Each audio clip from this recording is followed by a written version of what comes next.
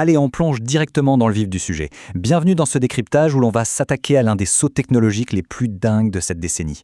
L'année 2025 marque vraiment un point de bascule pour la reconstruction 3D. Que l'on soit topographe, architecte ou expert en robotique, la donne est littéralement en train de changer. On est en train de dire adieu à l'optimisation mathématique stricte pour entrer de plein pied dans l'ère de l'intelligence artificielle prédictive. L'idée aujourd'hui, c'est de comprendre ensemble la mécanique de ce bouleversement en s'appuyant bien sûr sur la littérature scientifique et les toutes dernières données. Au programme de notre analyse, on va d'abord poser les bases avec les anciennes méthodes itératives avant de voir ce fameux passage à la prédiction. Ensuite, on parlera de la révolution de l'inférence directe, de la robustesse impressionnante des transformers sous le capot pour finir sur ce que ça change concrètement pour les pros de la 3D. Bref, un beau programme. Première partie, la base, les anciennes méthodes itératives. Parce que oui, pour vraiment capter l'ampleur de ce qui se passe, il faut absolument faire un petit pas en arrière et regarder ce socle géométrique traditionnel sur lequel toute l'industrie s'appuie depuis des années. Regardons ce pipeline classique de la photogrammétrie. C'est ce qu'on appelle le Structure from Motion, ou SFM. Comme on le voit ici, c'est un fonctionnement purement séquentiel. On capture, on détecte les points, on calibre, on génère le nuage de points, et ainsi de suite.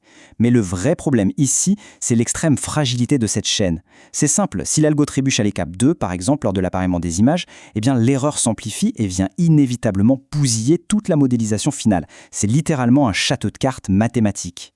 Et ça amène pas mal de points de friction. Ces méthodes classiques, elles sont super lourdes et demandent une puissance de calcul phénoménale. Mais leur vrai talon d'Achille, c'est la gestion des surfaces sans texture. Imaginez un grand mur blanc ou une baie vitrée. L'algorithme, lui, cherche des pixels distinctifs pour faire ses comparaisons. Face à un mur blanc, il est juste aveugle. Tout le système géométrique s'effondre et on se retrouve à devoir nettoyer le bruit ou forcer l'alignement à la main. Franchement, un enfer. Section 2 de l'optimisation à la prédiction. C'est précisément cette limite majeure qui nous pousse vers le grand pivot de 2025. On lâche les mathématiques explicites pour embrasser une logique propulsée par les données. Le contraste est frappant. D'un côté, l'ancien monde, une optimisation géométrique complexe qui tourne en boucle, qui a besoin de repères visuels parfaits et qui reste super fragile. De l'autre, la nouvelle norme, l'approche prédictive, ce qu'on appelle le feed-forward. Fini les boucles mathématiques interminables qui croisent les doigts pour trouver une correspondance. À la place, on a un système qui a ingéré des millions d'exemples et qui prédit la structure directement. C'est un traitement massivement parallèle, ultra robuste, qui zappe l'itération pour une déduction immédiate. Ce qui nous amène à définir l'inférence directe. L'idée, c'est une approche de bout en bout. Un seul réseau de neurones unifié qui va déduire en même temps les poses de caméra et la géométrie de danse. Et ça, à partir d'un tas d'images en vrac, en un seul passage.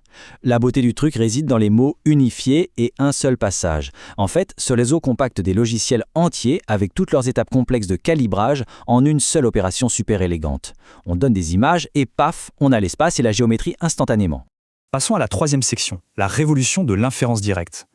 Concrètement, comment cette belle théorie vient chambouler nos flux de travail opérationnels ? Eh bien, regardez à quel point ça simplifie. Étape 1, on donne les images. Étape 2, le réseau neuronal fait sa magie. Étape 3, on obtient directement notre résultat 3D. C'est tout. Quand on compare cette fluidité à l'usine à gaz d'un système traditionnel comme COLMAP, où il faut extraire les caractéristiques SIFT, puis filtrer, puis ajuster en boucle, le gain de temps est astronomique. C'est une automatisation qui gomme quasiment toute intervention humaine sur le logiciel. Et les moteurs de cette révolution, ce sont des modèles de recherche très pointus. Les données mettent particulièrement en avant des pionniers comme du STR ou son évolution, le fameux VGGT, pour Visual Geometry Grounded Transformer. Ces architectures sortent des nuages de points directement depuis des paires d'images. Plus besoin de bidouillage géométrique derrière. Et attention, ce ne sont plus des concepts théoriques de laboratoire. Ce sont les moteurs actuels du changement dans l'industrie. Section 4, la robustesse des modèles Transformer. Parce qu'on peut se demander comment un logiciel arrive à deviner la 3D là où les maths échouent. On va soulever le capot. La sauce secrète, elle est dans l'architecture des Vision Transformers, les VT, et plus précisément dans leur mécanisme d'attention croisée. Au lieu de regarder bêtement des pixels isolés dans leur coin, le modèle capte le contexte global d'une image et le croise avec une autre. Ce mécanisme d'attention, c'est ce qui permet au réseau de faire des liens béton entre des images, même si l'angle de vue a radicalement changé ou si la lumière est très différente.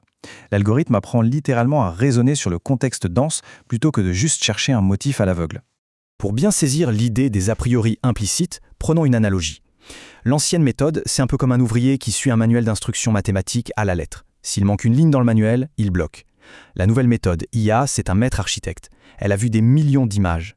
Elle sait intuitivement qu'un mur est généralement plat et que le ciel, c'est en arrière-plan. Du coup, face à un mur complètement blanc, au lieu de paniquer, l'IA utilise son expérience pour en déduire la géométrie. C'est cette vraie intuition artificielle qui prend le relais sur des règles hyper rigides. Allez, section 5, les avantages techniques pour les experts 3D.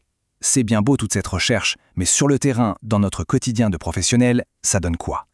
Si on regarde ces paramètres de performance, c'est le monde à l'envers. Sur des surfaces sans texture, là où l'ancien pipeline tombait en morceaux, l'IA s'en sort haut la main grâce à ces fameux a priori. Côté vitesse, on passe de calculs lents et répétitifs à un passage éclair en parallèle. Et le plus fou, c'est la tolérance aux erreurs. L'approche feed-forward encasse super bien les incertitudes de placement des caméras. Fini l'effet domino qui faisait planter tout le projet pour un mauvais calibrage. Les missions impossibles d'hier deviennent aujourd'hui presque une formalité. Et l'impact s'annonce colossal pour tout l'écosystème numérique. On parle d'automatisation transparente pour la robotique autonome. Ça s'intègre aussi aux drones, comme avec le Skidio 3D Scan, qui comprennent la géométrie en direct et ajustent leur vol tout seul. Et puis, il y a cette hybridation géniale avec le Gaussian splatting, comme on le voit dans les travaux autour de Sugar. Ça permet de sortir très vite des maillages qui combinent un rendu hyper réaliste avec une exactitude géométrique parfaite, tout en restant manipulable dans nos logiciels d'animation classiques. Pour nous, c'est des dizaines d'heures d'économiser par projet, un gain de temps monstrueux.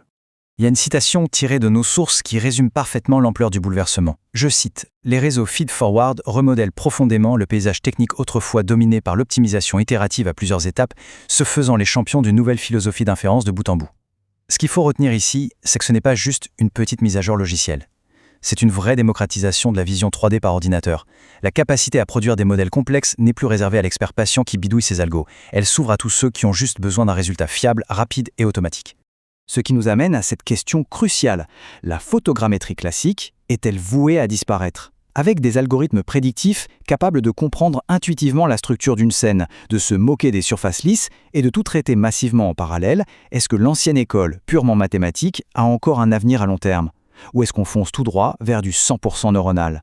On vous laisse y réfléchir. Voilà qui clôture notre décryptage sur ce changement de paradigme majeur. Une chose est sûre, le rythme auquel on va s'adapter va définir le futur de la modélisation 3D.